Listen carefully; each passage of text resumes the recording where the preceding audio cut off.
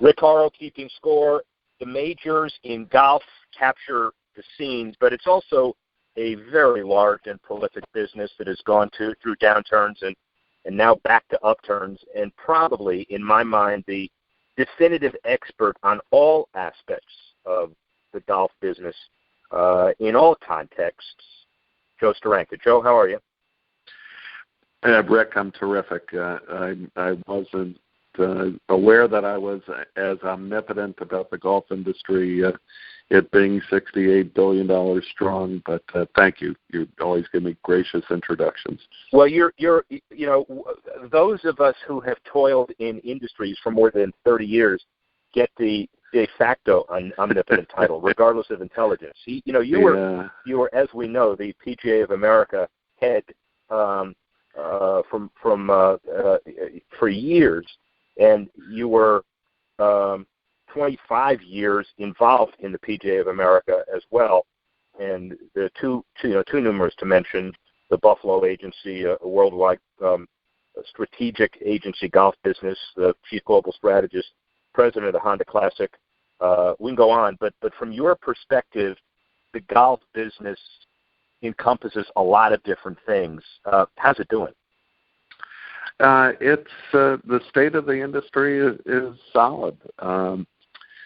Let's face it, things changed in the aftermath of the Great Recession.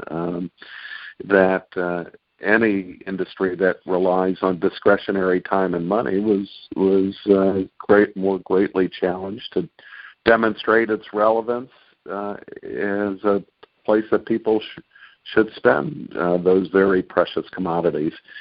So golf, we've got 17 million loyal golf fans and participants out of the 24 million plus that play the game every year, and they drive a lion's share, 83% of the revenue that comes from our sport. 83% of the rounds, 85% of the revenue that comes into the industry every year. So I mentioned that overall it's a $68 billion a year industry, and maybe $30 billion of that comes from golf course operations. The 440 million times a year that people show up at a golf course and go see a PGA professional to help them with their game and play on great greens prepared by a GCSA superintendent, and oftentimes managed by a CMAA manager. So did I help show all of the interested parties the amalgamation of acronyms that make golf fun for these 24 million people who come out every day? You did, but you covered, just by nature of how the industry is today, maybe 30% of it, maybe 40%. It's hard because the statistic is blurry, meaning this is an international audience. And I know PGA of America has a very interesting perspective, but there are mirror organizations all over the world. So numbers worldwide, I know you don't have them down to the decimal point, but give us a sense of how big the golf industry is globally. Yeah, it's about 100 million people who play around the world, or have played at some point around the world. But it's also about $100 billion a year industry globally, with America racking up over 2/3 of that.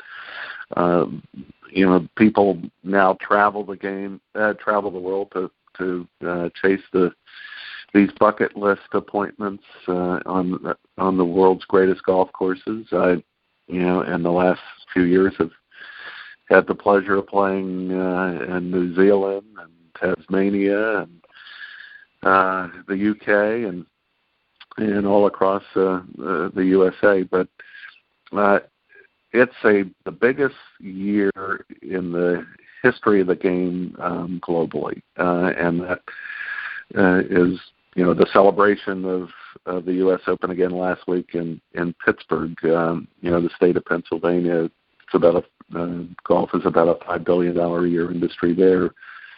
We kicked off with the Masters, obviously, in April, and we'll follow up with a Open Championship, British Open Championship at Troon, and go to Baldisrael for the PGA of America's 100th birthday celebration, but also the season's final major, the PGA Championship.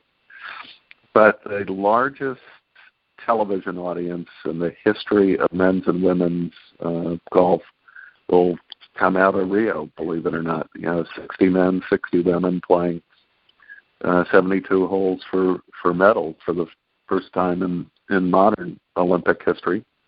And it will usher in a whole new generation of young people that are looking up to these stars saying, yeah, I'd like to win Olympic gold, silver, or bronze as well and represent my country playing a game of golf. Incredibly interesting perspective. Joe Steranka, Chief Global Strategist, Buffalo Communications, former head of PGA of America, and so much more. And now he's taken his Tasmanian, as you heard, golf game to a new level. Down in the Southern Hemisphere, does that left-to-right hook you put on the ball go right to left? I was fortunate to go down there with Ian Baker Finch, the 1991 British Open champion, who's a good friend from back in South Florida. We went to Barnbougle Dunes, a great, business organized by the Sattler family of Tasmania and Australia, and was made a hole-in-one on the Lost Dunes course, number 17. So I didn't set you up for that. That's so. Incredible. I'm sorry to interrupt you, but I'd never really known that you had done that, and I know you well enough to realize that it's painful for you to have kept that quiet 9 minutes into this interview. I thought you would have led with that. Well, my biggest perspective that relates to the business of golf here in America, when I went to New Zealand and Australia, and I've seen it before in Ireland and in Scotland and England, but the cost of golf is much lower there, and even looking at the year-round climbs of Australia. Oftentimes you can join one of the top private clubs there for, $3,500 a year in annual dues. But those courses might have 1,000 or, for a 36-hole facility might have, as many as 3,000 members. And here in the United States, we're stuck at anywhere from 200 to 500 members for 18 holes, depending on where it is, and I think for private clubs to be sustainable, we've got to figure out how we manage many more members to be able to economically sustain golf courses going into the future. And they've proven you can do it in other parts of the world, and I think we need to take a look at that here in the United States.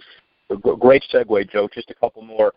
Southern Hemisphere, then we do focus back on Rio for a minute, and people may not understand that this is not a story about whether Louis Oosthuizen or Vijay Singh are right about playing or not. This is a story about, both on the men's and women's side, an incredible, prolific opportunity to open golf to the masses internationally who've not yet seen it. And then my question would be, as Rio winds down in mid-August and beyond, after a successful men's and women's side of this, what do we do, you do, everybody does to take advantage of that to bring more golf to the masses in an affordable way? For the first time in our modern history, we're going to have state governments investing public dollars in the development of golf. Up to this point, golf as an industry, whether it's in the United States or Germany or South America and Australia, has been left to raise money from the private sector or help raise money through philanthropy for golf scholarships and the like. And now, as it becomes part of the national sports culture, and these national sports federations and all federations of the world are being held accountable to both develop talent and give them the resources they need to win Olympic medals, to add to the medal count. And, that's a huge step to put golf on par, pun intended, with other sports. Tennis enjoyed a jump in global popularity when they came into the sport. And you're right. I think the organizations that made Olympic golf possible again did not harbor any, feeling that we were going to get every player who could potentially qualify for the event to go play. But by and large, they're all going to be there. That there are few things in this world that money can't buy, and that's an Olympic medal and a place in Olympic history and in sports history. So it's a compelling reason for the top women and the top men in the world of golf to go down to South America. Do we find it? I find it incredible in a way that years ago, Tiger so much dominated the headlines you couldn't pick up a golf magazine, clearly, and others without talk of Tiger, the Tigerization of the tour, et cetera, regardless of whether he's coming back or not, which is not your issue or mine. Do you find it interesting and maybe positive that we're spending so little now time talking about Tiger Woods as an influence in golf today? Well, you mentioned 30 years in sports, so I had the good fortune of working with Michael Jordan when he turned professional. I was at ProServe and working with David Falk and Donald Dell on the development of the Air Jordan brand and seeing how he became an iconic global figure. And the NBA was ruining the day that would lose Michael Jordan to bring in the rating points and the cross-generational and audience that he would attract. But today, we're blessed to have Seth Curry and LeBron James and, a great generation, a new generation of NBA players. And golf has never been in better hands, taking a look at the young guns on both the men's tour, from the Jordans and Jasons and Rorys and Rickies to, the Lexis and Lydias on the LPGA. So, time marches on, my friend, and but the beauty of it is this next generation of or new generation of players, they're very comfortable in social media. They're more accessible and available to share what's going on in their lives with their peers, and it's going to make golf all the more interesting. So the combination of the globalization of the sport, the addition of the Olympics, these young role models that young people in America and around the world can look up to, golf's never been in better hands. The guy's been in the sports business for nearly 40 years, and when he says time marches on, he means it. Joe Steranka, thank you very much. Rick Horrow, speak with you in a couple of minutes.